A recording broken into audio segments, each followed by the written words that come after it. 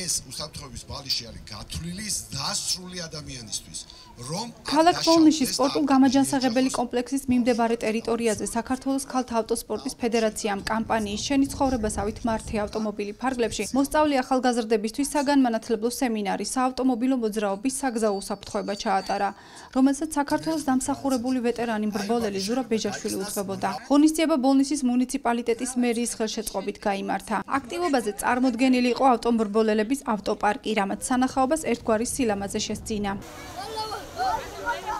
ჩვენი მიზანია, რომ ავამაღლოთ ახალგაზრდებში ცოდნა საავტომობილო საგზაო მოძრაობის უსაფრთხოების და იქნება ისდენი მოვახერხოთ, რომ შემცირდეს საავარიო სიტუაციები.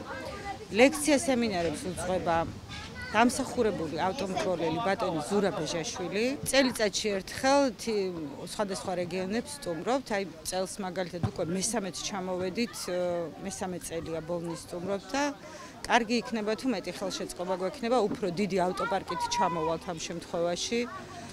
ძალიან დიდი სურვილი მაქვს, რომ აი დღეს მაგალითად უხსნიდი პრაქტიკულად ვერ და თეორიულად უხსნიდი როგორია ომოლოგაცია სპორტული ავტომობილის და რამდენად დაცულია მძღოლი ამ შემთხვევაში და კარგი იქნება თუ ვიზუალურადაც ვაჩვენებთ, ჩამოვიყვანთ სპორტულ ავტომობილებს, რომლებიც არიან აღჭურვილი ყველაფრით და ნახავენ ბავშვები.